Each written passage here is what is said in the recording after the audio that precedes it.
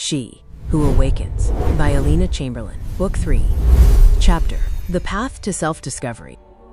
Understanding masturbation and the awakening of potential. The journey to female orgasmic mastery often begins in solitude. To professionalize our understanding of sexuality, we must first address a phenomenon that is frequently shrouded in myth and social taboo: masturbation. In the context of female health, masturbation is not merely a substitute for partnered sex. It is a vital tool for somatic education. It is the primary stage in which a woman learns to map her own erogenous response, identify her triggers, and bridge the gap between the mind and the body. Developmental perspectives. From infancy to adolescence, self-touch begins early in life, and it is crucial to differentiate between healthy exploration and pathological habits. Childhood, ages 3 to 5. In young children, what appears to be masturbation is often a mechanism for self-soothing. If a child is under high stress due to parental criticism, perfectionist expectations, or an overloaded schedule, they may retreat into physical self-stimulation to manage anxiety. Punishing this behavior creates a deep-seated emotional scar that can lead to adult sexual dysfunction. Instead, parents should focus on tactile affection, reducing stress, and stabilizing the child's routine. Adolescence, puberty.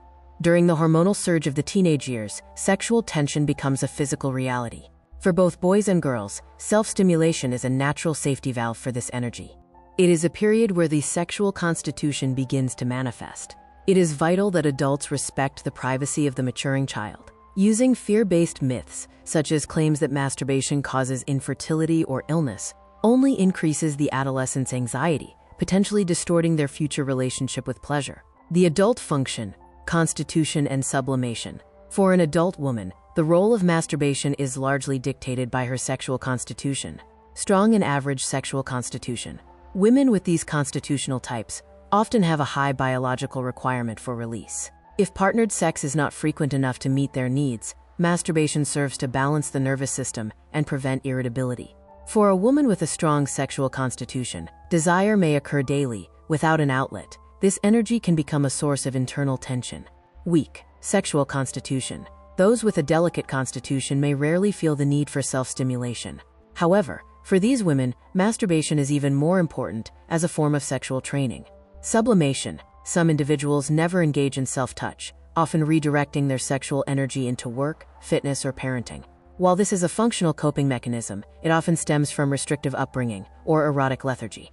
Reclaiming self-pleasure is the first step in desublimating that energy and bringing it back into the intimate sphere. Masturbation as the first stage of orgasmic mastery. Masturbation is the level 1 inch of sexual education. It is nearly impossible to guide a partner toward your climax if you do not yet know how to achieve it yourself. The sexual response cycle consists of 4 distinct stages: desire, arousal, plateau, and orgasm. Mastering these stages alone allows you to 1. Concentrate fully on your sensations without the pressure to perform for a partner. 2.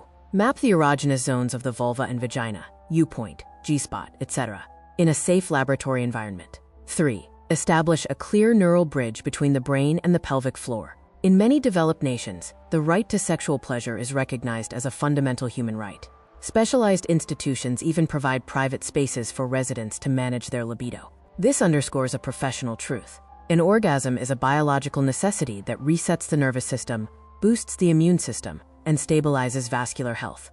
When masturbation becomes counterproductive, while masturbation is a healthy norm, it can become a clinical issue in 2 specific scenarios: compulsive/obsessive habit. If a woman uses orgasm 7 to 10 times a day as a desperate attempt to manage generalized anxiety or panic attacks, it becomes a symptom of a nervous system disorder. In this case, professional psychotherapy is required to treat the underlying anxiety. Pornography dependency. If a woman can only achieve release through specific visual stimuli and finds herself avoiding her partner or feeling disgusted by real intimacy, a dependency has formed. This requires a gradual rewiring to return the focus from the screen back to the physical body and the partner. Overcoming common psychological barriers.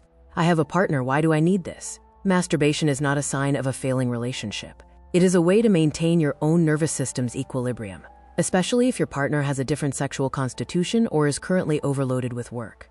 It feels dirty or wrong. These are echoes of childhood shaming. As an adult, you must engage your rational parent, and recognize that pleasure is a biological function provided by nature to keep you healthy.